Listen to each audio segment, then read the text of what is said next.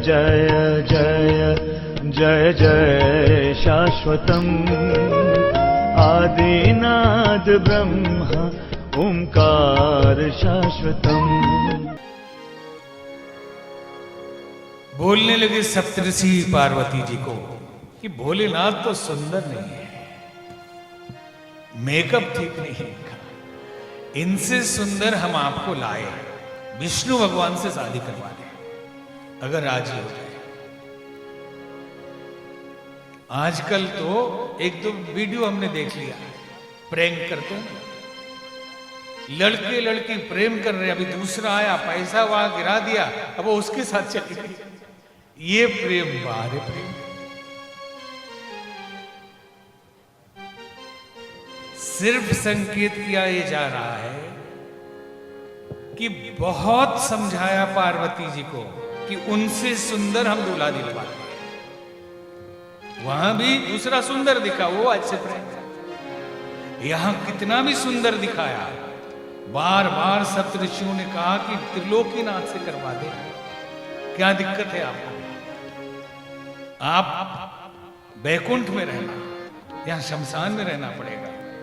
संसारी लोग ये देखते हैं लड़का सुंदर हो, पैसे वाला हो, अच्छा घर हो, गाड़ी हो, बड़े पोस्ट पे हो, तो सब दिखा दिया। त्रिलोकीनाथ है, तीनों लोकों के स्वामी हैं, बैकुंठ में रहते हैं, कमी है नहीं, कुछ सुंदर है। तो पार्वती जी ने क्या कहा, महादेव अवगुण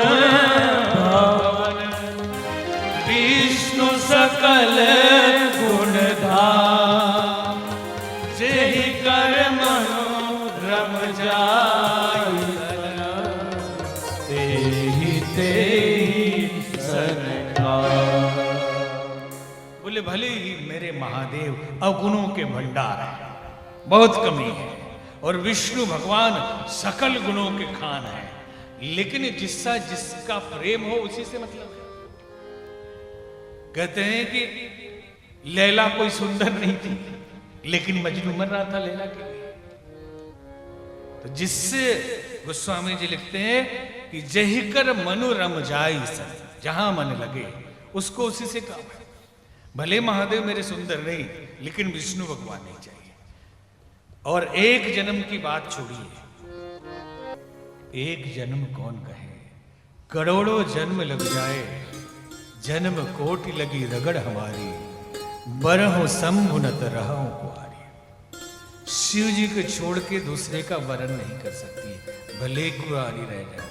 मेरो तो गिरधर गोपाल दूसरो न कोई, मेरे तो भोलेनाथ दूसरो न कोई।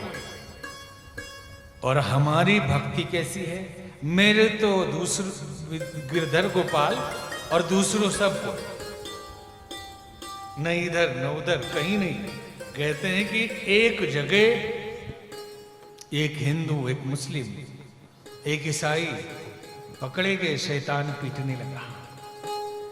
ईसाई ने जीसस को बुलाया, बचा के ले गए।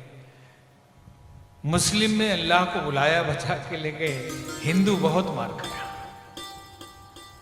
जब मार खा लिया तो अपने देवताओं के पास पहुंचा, भोलेनाथ से पूछा, बाबा इतना याद कि आप आए नहीं।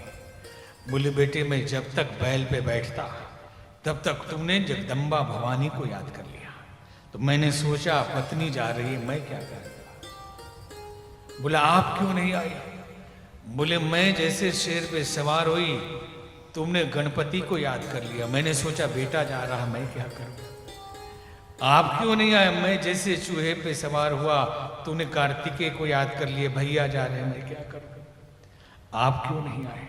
बोले मैं जैसे ही मोर पर बैठा, तुमने जय श्री राम बोला, मैं सोचा भगवान नारायण जा रहे हैं, मैं क्या करूंगा। प्रभु से पूछा आप क्यों नहीं आए। बोले जैसे ही मैंने धनुष बाण चढ़ाया, तूने जय हनुमान बोल दिया, मैंने मेरा चेला जा रहा, मैं क्या करूंगा। बोले इतने में मार खाते रहे। तो ये भी वो भी सब है, लेकिन एक कोई इष्ट तो होना चाहिए। आज तक अधिकतर हिंदुओं के इष्ट ही नहीं, ये सच्चाई है। सब भक्त हैं, सभी मंदिरों में जाएंगे और अपने को बड़े बुद्धिवादी इंटेलेक्चुअल मानेंगे, हम तो सबको मानते हैं। एक बार एक महात्मा गए एक गांव में। तो जब संत किसी घर में जाते हैं तो अधिकतर भक्तों की आदत होती है कि अपना पूजा रूम दिखाते हैं।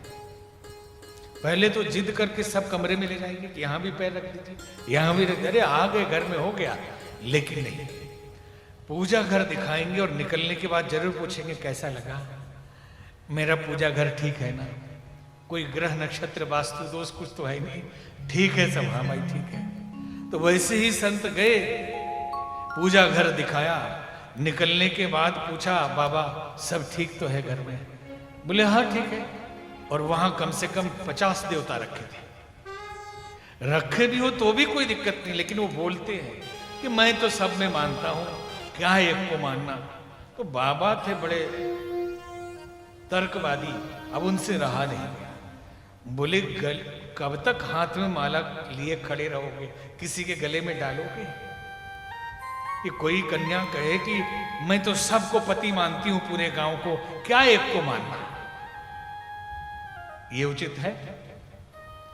अगर कोई एक पति है तो बचाने कोई उसका मित्र भी आ जाएगा, वो न भी रहे तो। और जो बोले कि मैं तो सबको मान, तो कोई नहीं आएगा बचाने, मार खाते रहो। ठीक वैसे ही 33 कोटि देवता हो भले ही, लेकिन कोई एक तो अपना हो कि उसके नाम पे ही बाकी आ जाएंगे कि उनका भक्त है भाई ना, वो अभी नहीं है, चल के देख लो, नहीं तो आके वो शिकायत करेंगे। तो पार्वती जी कहती हैं कि करोड़ों जन्म लग जाए लेकिन शिव जी को छोड़ के दूसरे का वरण नहीं कर सकती।